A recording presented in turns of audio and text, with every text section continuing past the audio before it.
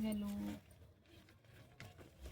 बृहस्पति व्रत कथा करने की विधि। बृहस्पति के दिन जो भी स्त्री पुरुष व्रत करें उनको चाहिए कि वह दिन में एक ही समय भोजन करें, क्योंकि बृहस्पति भगवान का इस दिन पूजन होता है। भोजन पीले चने की दाल आदि का करें, परंतु नमक नहीं खावें, और पीले वस्त्र पहने और पीले ही फलों का प्रयोग करें। पीले चंदन से पूजन कर प्रेम पूर्वक बृहस्पति देव की कथा सुननी चाहिए। इस व्रत को करने से मन की सब इच्छाएं पूरी होती हैं और बृहस्पति महाराज प्रसन्न होते हैं। धन पुत्र विद्या तथा मनवांछित फल की प्राप्ति होती है। परिवार को सुख तथा शांति मिलती है। इसलिए यह व्रत श्रेष्ठ और अति फलदायक है। इस व्रत में केले के वृक्ष का पूजन करना चाहिए तथा कथा और पूजन के समय मन कर्म वचन से शुद्ध होकर जो इच्छा हो बृहस्पति देव से प्रार्थना करनी चाहिए। उसकी इच्छाओं को बृहस्पति देव अवश्य पूरी करते हैं, ऐसा मन में दृढ़ विश्वास रखना चाहिए। बृहस्पति देव व्रत कथा। एक समय की बात है कि हमारे भारतवर्ष में एक राजा राज्य करता था। वह बड़ा प्रतापी और दानी था। वह नित्य देवालय में दर्शन करने जाता था, ब्राह्मण एवं गुरु की सेवा किया करता था। उसके दरवाजे से कोई निराश नहीं जाता था। प्रत्येक बृहस्पतिवार को व्रत एवं पूजन करता था। एक वह गरीबों की सहायता करता था, परंतु यह सब बातें उसकी रानी को अच्छी नहीं लगती थी। ना वह व्रत करती थी, ना वह किसी को पैसा दान में देती थी, तथा राजा से भी ऐसा करने को मना किया करती थी। एक समय की बात है कि राजा शिकार खेलने वन में गए हुए थे और घर पर रानी व रानी की दासी थी। उसी समय गुरु बृहस्पति एक साधु का रूप धारण कर राजा के दरवाजे पर भिक्षा मांगने गए तथा भिक्षा मांगी तो रानी कहने लगी, साधु मैं इस दान पुण्य से तंग आ गई हूँ, मुझसे तो घर का ही कार्य समाप्त नहीं होता है।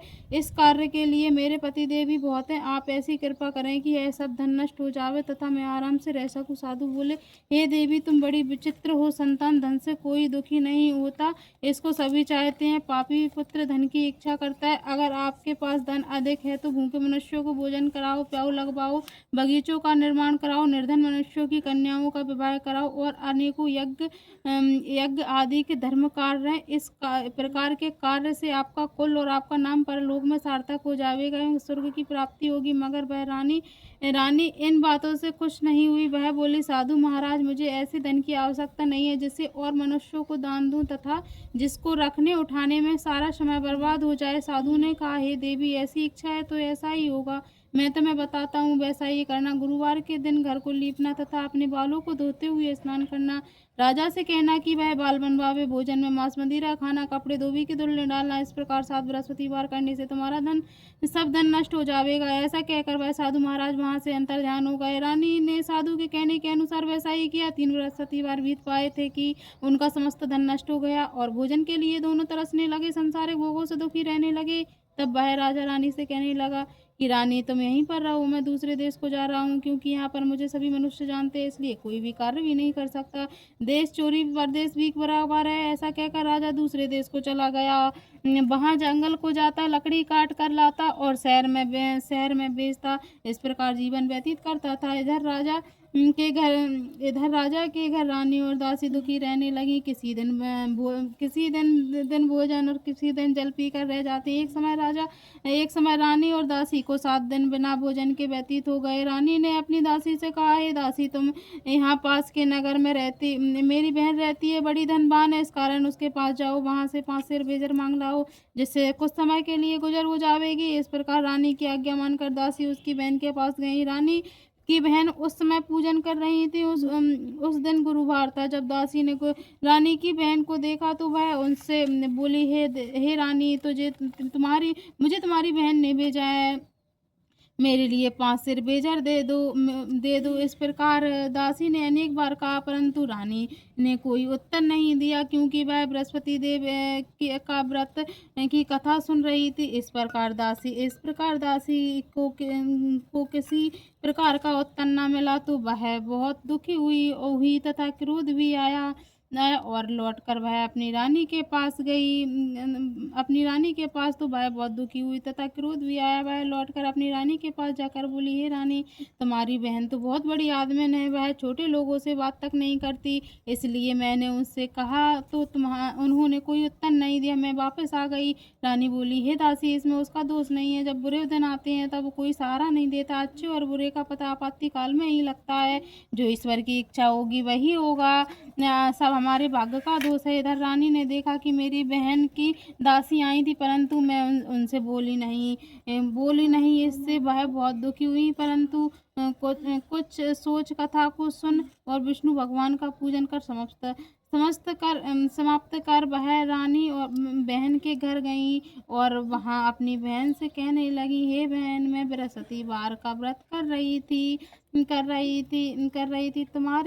तुम्हारी दासी गई थी, परंतु जब तक कथा होती है तब तक ना उठते हैं ना बोलते हैं, इसलिए मैं नहीं बोली। बताओ दासी क्यों गई थी? रानी बोली, बहन, हमारे यहाँ अनाज नहीं था, वैसे तुमसे कोई बात छिपी नहीं है, इस कारण मैंने दासी को तुम्हारे पास 5 सेर भोजन लेने भेजा था। रानी बोली, बृहस्पति भगवान सबकी मनोकामना पूर्ण करते हैं, देखो शायद तुम्हारे घर में अनाज रखा हो। इस प्रकार के वचन जब रानी ने सुने तो घर के अंदर गई और वहां उसे एक गड़ा बेजर से मरा मिल गया। तब वह रानी और दासी बहुत खुश हुई और दासी कहने लगी, हे रानी, देखो, वैसे हमको जब भोजन नहीं मिलता तो हम रोज ही व्रत करते हैं, अगर इनसे व्रत की विधि और कथा पूछ ली जावे तो हम भी किया करें। तब उस रानी ने अपनी बहन से पूछा कि बृहस्पति व्रत की कथा की कैसे है तथा यह व्रत कैसे करना चाहिए। रानी की बहन ने कहा, गुरुवार के व्रत में चने की दाल से विष्णु भगवान का केले की जड़ में पूजन करें, दीपक जला, पीला भोजन करें तथा कहानी सुने। इस प्रकार से गुरु भगवान प्रसन्न होते हैं, अन्न पुत्र धन देते हैं, मनोकामनाओं को पूर्ण करते हैं। इस प्रकार से रानी और दासी ने निश्चय किया कि बृहस्पति भगवान का पूजन जरूर करेंगे। 7 दिन बाद जब बृहस्पति बार का दिन आया तो उन्होंने व्रत रखा था, गुड़साल में जाकर चना गुड़ बीन लाई तथा दाल से केले की जड़ में विष्णु भगवान का पूजन किया। अब भोजन पीला कहाँ से आवे, बेचारी बड़ी दुखी, परंतु व्रत उन्होंने किया था, इस कारण गुरु भगवान प्रसन्न थे। 2 थालों में सुंदर पीला भोजन लेकर आए और दासी को देकर बोले, हे दासी, है तुम्हारे और रानी के लिए भोजन है, तुम दोनों करना है। दासी भोजन लेकर बड़ी प्रसन्न हुई और रानी से बोली, चलो रानी जी भोजन कर लो। रानी को इस विषय में कुछ पता नहीं था, इसलिए वह दासी से बोली, तू ही भोजन कर ले, क्यों व्यर्थ में हंसी उड़ाती है। दासी ने कहा कि एक महात्मा हम दोनों को सुंदर थालों में भोजन दे गए हैं, इसलिए हम और तुम दोनों ही साथ साथ भोजन करेंगे। इस प्रकार रानी और दासी ने गुरु भगवान को नमस्कार करके भोजन प्रारंभ किया। इस प्रकार रानी और दासी ने गुरु भगवान को नमस्कार करके भोजन प्रारंभ किया। अब वह प्रत्येक बृहस्पतिवार को गुरु भगवान का व्रत पूजन करने लगी। बृहस्पतिवार भगवान की कृपा से फिर रानी और दासी के पास धन हो गया। रानी फिर उसी प्रकार आलस्य करने लगी। तब दासी बोली, रानी, तुम पहले इसी प्रकार आलस्य किया करती थी, तुम्हें धन रखने में कष्ट होता था, इस कारण सभी धन नष्ट हो गया। अब गुरु भगवान की कृपा से मिला है तो फिर तुम्हें आलस्य होता है। बड़ी मुसीबतों के बाद हमने यह धन पाया, इसलिए हमें दान पुण्य करना चाहिए तथा भूखे मनुष्यों को भोजन कराना, प्याऊ लगवाना, ब्राह्मणों को दान, कुआं, तालाब आदि का निर्माण करवाना, मंदिर पाठशाला बनवाकर दान दो, कुंवारी कन्याओं का विवाह कराओ, धन को शुभ कार्यों में खर्च करो, जिससे तुम्हारे कुल का यश बढ़े तथा स्वर्ग को प्राप्त हो। रानी ने इसी प्रकार कर्म करने प्रारंभ कर दिए तथा यश फैलने लगा। एक दिन रानी और दासी विचार करने लगी कि न जाने राजा किस प्रकार होंगे, उनकी कोई खबर नहीं है। गुरु भगवान से उन्होंने प्रार्थना की और भगवान से रात्रि में राजा को स्वप्न में कहा, हे राजा, उठ, तेरी रानी तुझको याद कर रही है, अपने देश को चल। राजा प्रातः काल उठा और विचार करने लगा। स्त्री जाति खाने और पहनने की सगी होती है, परंतु भगवान की आज्ञा मानकर वह अपने नगर के लिए चलने को तैयार हुआ। इससे पूर्व जब राजा परदेश चला गया तो परदेश में दुखी रहने लगा। प्रतिदिन जंगल से लकड़ी बीन कर लाता और उन्हें शहर में बेचकर अपने दुखी जीवन को जो कठिनता से व्यतीत करता था। एक दिन राजा दुखी हो अपनी बातों को याद करके रोने लगा। तब उस जंगल में बृहस्पति देव एक साधु का रूप धारण करके आए और राजा से बोले, हे लकड़हारे, तुम इस सुनसान जंगल में किस चिंता में बैठे हो, तुम मुझको बतलाओ। यह सुनकर राजा के नेत्रों में जल भर आया और राजा साधु की वंदना कर बोले, हे प्रभु, आप सब कुछ जानने वाले हो, इतना क्या। साधु को संपूर्ण कहानी बतला दी गई, बतला दी। महात्मा दयालु होते हैं। उनसे बोले, हे राजा, तुम्हारी स्त्री ने बृहस्पति देव का अपमान किया था, इस कारण तुम्हारी यह दशा हुई है। आप किसी बात की चिंता मत कर, भगवान तुम्हें पहले से अधिक धनवान करेगा। देखो, तुम्हारी स्त्री ने भी गुरुवार का व्रत आरंभ कर दिया है। मेरा कहना मानकर तुम भी बृहस्पतिवार का व्रत करके चने की दाल गुड़ जल के लोटे में डालकर केला का पूजन करो, फिर कथा कहो और सुनो। भगवान तेरी मनोकामना को पूर्ण करेगा। साधु को प्रश्न देकर राजा बोले, हे प्रभु, मुझे लकड़ी बेचकर इतना पैसा नहीं मिलता जिससे भोजन के उपरांत मैं कुछ भी बचा सकूं। मैंने रात्रि में अपनी रानी को व्याकुल देखा है। मेरे पास तो कुछ भी नहीं है जिससे उसकी खबर तो मंगा सकूं, और फिर कौन सी कहानी कहूँ, मुझको कुछ भी मालूम नहीं है। साधु ने कहा, हे राजा, तुम किसी बात की चिंता मत करो। बृहस्पति देव के दिन तुम रोजाना की तरह लकड़ियां लेकर शहर जाओ। तुमको हर दिन से दोगुना धन प्राप्त होगा, जिससे तुम भली प्रकार भोजन करोगे तथा बृहस्पति देव की पूजा का भी सामान आ जाएगा। और बृहस्पति देव की कहानी कहो जो इस प्रकार है। बृहस्पति देव की कहानी। प्राचीन काल में एक ब्राह्मण था, वह बहुत निर्धन था, उसके कोई भी संतान नहीं थी। उसकी स्त्री मलिनता के साथ रहती थी। वह ना स्नान करती थी, ना किसी देव का पूजन करती थी। प्रातः काल उठते ही सर्वप्रथम भोजन करती थी, बाद में कोई अन्य कार्य करती थी। इससे वह ब्राह्मण बड़े दुखी रहते थे। बेचारे बहुत कुछ कहते थे, लेकिन उसका कोई परिणाम नहीं निकलता था। भगवान की कृपा से ब्राह्मण की स्त्री के कन्या रूपी रत्न पैदा हुआ, और वह कन्या अपने पिता के घर में बड़ी होने लगी। वह बालिका प्रातः काल स्नान करके विष्णु भगवान का जाप करने लगी, बृहस्पति देव का व्रत करने लगी। अपने पूजा पाठ को समाप्त करके पाठशाला जाती तो अपने मुट्ठी में जो भरकर ले जाती और पाठशाला के मार्ग में डालती जाती। तब भी जो स्वर्ग के हो जाते तो लौटते समय उनको बीन कर घर को ले आती। एक दिन वह बालिका सूप में उन सोने के जौ को फटक कर साफ कर रही थी। उसके पिता ने देख लिया और कहा, बेटी, सोने के जौ को फटकने के लिए सोने का सूप होना चाहिए। दूसरे दिन गुरुवार था। इस कन्या के ने व्रत रखा और बृहस्पति देव से प्रार्थना करने लगी, हे प्रभु, मैंने आपको की पूजा सच्चे मन से की हो तो मेरे लिए सोने का सूप दे दो। बृहस्पति देव ने उसकी प्रार्थना स्वीकार कर ली। रोजाना की तरह कन्या जो फैलाती हुई जाने लगी। तब लौटकर जो बीन रही थी तो बृहस्पति देव की कृपा से सोने का सूप मिल गया। उसे वह घर ले गई और उससे जो साफ करने लगी, परंतु उसकी माँ का वही ढंग रहा। एक दिन की बात है कि कन्या सोने के सूप में जो साफ एक दिन की बात है कि कन्या सोने के सूप में जो साफ कर रही थी, उसी समय शहर के राजा का पुत्र वहां होकर निकला। इस कन्या के रूप और कार्य को देखकर मोहित हो गया तथा अपने घर जाकर भोजन तथा जलते आग उदास हो लेट गया। राजा को जब इस बात का पता लगा तो अपने मंत्रियों के साथ उसके पास गए और बोले, हे बेटा, तुम्हें किस बात का कष्ट है? किसी ने अपमान किया है तथा और कोई और कारण हो तो बताओ, मैं वही करूंगा जिससे तुम्हारी प्रशंसा हो। अपने पिता की राजकुमार ने बात सुनी तो वह बोला, मुझे आपकी कृपा से किसी बात का दुख नहीं है। किसी ने मेरा अपमान नहीं किया, परंतु मैं उस लड़की के साथ विवाह करना चाहता हूँ जो सोने के सूप में जो को साफ कर रही थी। यह सुन राजा आश्चर्य में पड़ गया तथा बोला, हे बेटा, इस तरह की कन्या का पता तुम ही बतलाओ, मैं उससे तेरा विवाह अवश्य करवा दूंगा। राजकुमार ने लड़की के घर का पता बतलाया। ब्राह्मण देवता राजकुमार के साथ अपनी कन्या का विवाह करने के लिए तैयार हो गया। विधि विधान के अनुसार ब्राह्मण की कन्या का विवाह राजकुमार के साथ हो गया। कन्या के घर से जाते ही पहले की बात ही ब्राह्मण देवता के घर में गरीबी का निवास हो गया। अब भोजन के लिए भी अन्न बड़ी मुश्किल से मिलता था। एक दिन दुखी होकर ब्राह्मण देवता अपनी पुत्री के पास गए। बेटी ने पिता की दुखी अवस्था को देखा और अपनी माँ का हाल पूछा। तब ब्राह्मण ने अब सभी हाल कहा। कन्या ने बहुत सा धन देकर अपने पिता को विदा किया। इस तरह ब्राह्मण का कुछ समय सुखपूर्वक व्यतीत हुआ। कुछ दिनों बाद फिर वही हाल हो गया। ब्राह्मण फिर अपनी कन्या के पास गया और सभी हाल कहा तो लड़की बोली, हे पिताजी, आप माताजी को यहाँ ले वाला हो, मैं उन्हें बुद्धि बता दूंगी जिससे गरीबी दूर हो जाएगी। वह ब्राह्मण देवता अपनी स्त्री के साथ लेकर पहुंचे तो पुत्री अपनी माँ को समझाने लगी, माँ, तुम प्रातः काल उठकर सर्वप्रथम स्नान आदि करके विष्णु भगवान का पूजन करो तो सब दरिद्रता दूर हो जाएगी। परंतु उसकी माँ ने एक भी बात नहीं मानी और प्रातः काल उठकर अपनी पुत्री के बच्चों का जूठन को खा लिया। एक दिन उसकी पुत्री को बहुत गुस्सा आया और एक कोठरी से सभी सामान निकाल दिया और अपनी माँ को उसमें बंद कर दिया। प्रातः काल उसमें से माँ को निकाल तथा स्नान आदि करा के पाठ करवाया तो उसकी बुद्धि ठीक हो गई और प्रत्येक बृहस्पतिवार का व्रत रखने लगी। इस व्रत के प्रभाव से उसकी माँ बहुत ही धनवान तथा पुत्रवती हो गई और बृहस्पति देव के प्रभाव से स्वर्ग को प्राप्त हुई तथा वह ब्राह्मण भी सुखपूर्वक इस लोक लोक के सुख भोग कर स्वर्ग को प्राप्त हुए। इस प्रकार कहानी कहकर साधु देवता वहां से अंतर्ध्यान हो गया। धीरे धीरे समय व्यतीत होने पर भाई बृहस्पतिवार का दिन आया। राजा जंगल से लकड़ी काट कर शहर में बेचने गए। उसे हर दिन से अधिक पैसा मिला। राजा ने बृहस्पति देव की सामग्री लाकर गुरु भगवान का व्रत किया।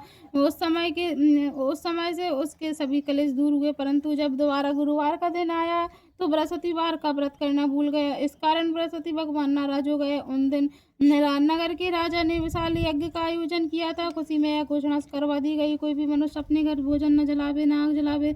समस्त भोजन मेरे यहाँ भोजन करने आवे। इस आज्ञा को जो न मानेगा उसके लिए फांसी की सजा दी जाएगी। इस तरह की घोषणा संपूर्ण नगर में करवा दी गई। राजा की आज्ञा अनुसार शहर के सभी लोग भोजन करने गए, लेकिन लकड़हारा कुछ देर से पहुंचा, इसलिए राजा उसको अपने साथ ले गए और ले जाकर भोजन करा रहे थे। तो रानी की दृष्टि उस खूंटी पर पड़ी जिस पर उसका हार लटका हुआ था। वह वहां दिखाई नहीं दिया। रानी ने निश्चय किया कि मेरा हार इसी मनुष्य ने चुराया है।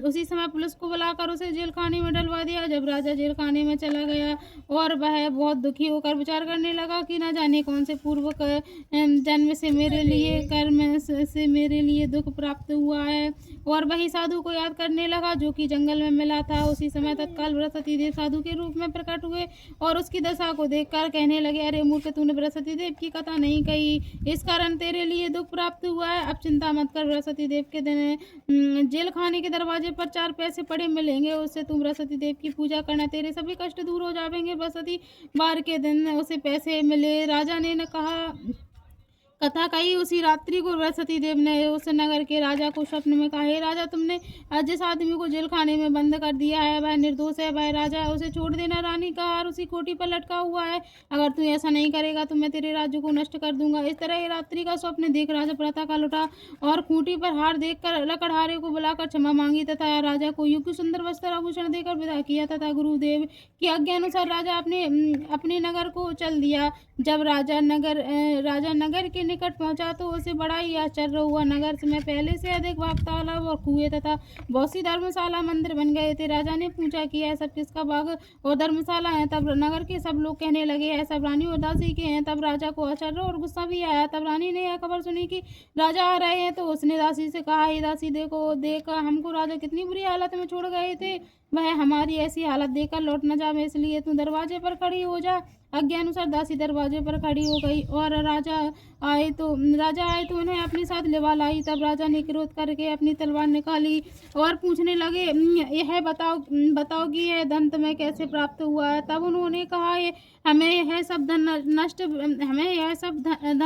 बृहस्पति देव के प्रभाव से प्राप्त हुआ है। राजा ने निश्चय किया कि 7 दिन बाद तो सभी बृहस्पति देव का पूजन करते हैं, परंतु मैं रोजाना दिन में 3 बार कहानी कहूँगा तथा व्रत किया करूँगा। अब हर समय राजा के दुपट्टे में चने की दाल बंधी रहती थी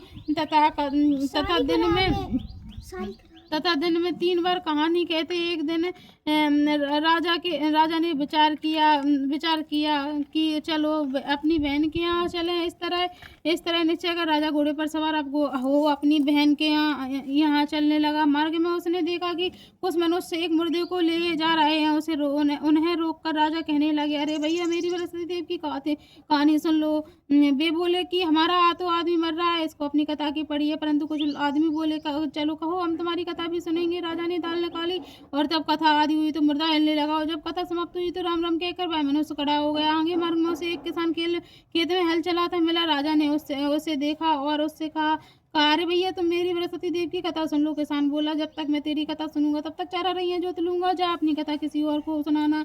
इस प्रकार राजा चलने लगा। राजा के हटते ही बैल पछाड़ खाकर गिर गए तथा उसके पेट में बड़ी जोर से दर्द होने लगा। उसी समय उसकी माँ रोटी लेकर आई।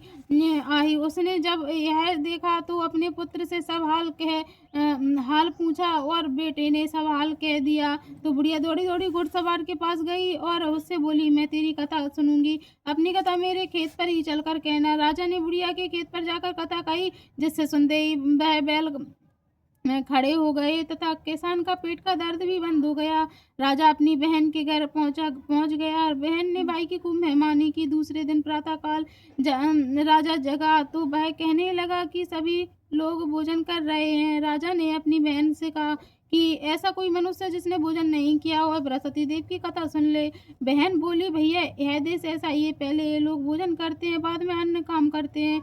अगर कोई पड़ोस में हूँ तो देखूं। वह ऐसा कहकर देखने चली गई, परंतु उसे कोई व्यक्ति नहीं मिला जिसने भोजन न किया हो। किया हो। अतः वह एक कुमार के घर गई। उसका लड़का बीमार था। उसे मालूम हुआ कि उसके यहाँ 3 दिन से भोजन नहीं हुआ है। रानी ने अपने भाई की कथा सुनने के लिए कुमार से कहा। वह तैयार हो गया। राजा ने जाकर बृहस्पति देव की कथा कही, जिसको सुनकर उसका लड़का ठीक हो गया। इससे राजा की प्रशंसा होने लगी। हर दिन राजा ने अपनी बहन से कहा कि बहन, हम अपने घर को जाएंगे, तुम तैयार हो जाओ। बहन ने अपनी सास से पूछा तो सास ने उसके लड़का ले जाने से मना कर दिया, अकेले जाने को कहा। राजा इस पर अपनी बहन को साथ नहीं ले गया और वह अपने नगर को लौटाया। राजा ने यह सब वृत्तांत अपनी रानी से कहा कि हम निर्वंशी हैं, हमारा मुंह देखने का धर्म भी नहीं है और उससे भोजन भी नहीं किया। रानी ने राजा से कहा कि बृहस्पति देव हमें संतान भी देंगे। उसी रात्रि को बृहस्पति देव ने राजा के स्वप्न में कहा कि सोच त्याग, तेरी रानी गर्भवती है, 9वें महीने में पुत्र पैदा होगा। तब राजा बोला कि रानी स्त्री बिना भोजन के रह सकती है, लेकिन बात कहे बिना नहीं। जब मेरी बहन आवे तो मुझसे कुछ मत कहना। जब राजा की बहन ने यह शुभ समाचार सुना तो वह बहुत खुश हुई तथा बधाई लेकर आई, अपने भाई के यहाँ आई। तभी रानी ने कहा, घोड़ा चढ़कर तो नहीं आई, गधा चढ़ी आई। राजा की बहन बोली, भाभी मैं इस प्रकार न कहती, तुम्हें संतान कैसे मिलती? बृहस्पति देव ऐसे ही है, जैसी जिनके मन में कामनाएं हैं सभी को पूर्ण करते हैं। जो सद्भावना पूर्ण बृहस्पतिवार का व्रत करता है एवं कथा पढ़ता है अथवा सुनता है, बृहस्पतिवार का व्रत करता है एवं कथा पढ़ता है अथवा सुनता है, बृहस्पति देव उसकी सभी मनोकामनाओं को पूर्ण करते हैं। बोलो बृहस्पति देव की जय, विष्णु भगवान की जय, वृंदावन बिहारी लाल की जय।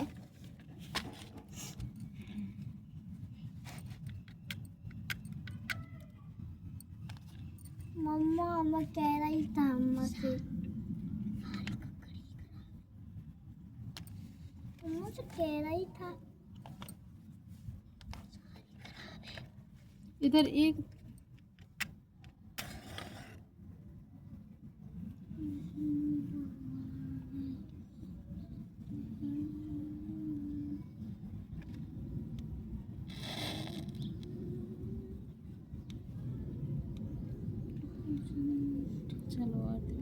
आरती।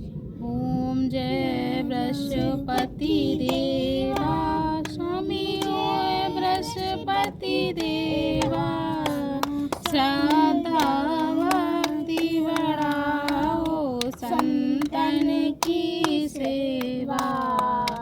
ओम जय बृहस्पति देवा, पार ब्रह्म व्रत तेश्वर तुम सबके स्वामी, स्वामी तुम सबके स्वामी। ज्ञान न जानू, ध्यान न जानू, नित्य करूं सेवा। ओम जय बृहस्पति देवा, तुम बिन बृहस्पति और न दूजा, आस करूं मैं किसकी? स्वामी आस करूं मैं किसकी? मैं अज्ञान अगोचर, तुम सबके देवा। ओम जय बृहस्पति देवा, पार ब्रह्म परमात्मा तुम हो प्राणपति, स्वामी तुम हो प्राणपति। दर्श दिखाओ मत तरसाओ, चारों फल देवा। ओम जय बृहस्पति देवा, बृहस्पति जी की आरती जो कोई नर गावे, स्वामी जो कोई नर गावे, दर्शन पावे जो कोई ध्यावे, विघ्न कटे देवा। ओम जय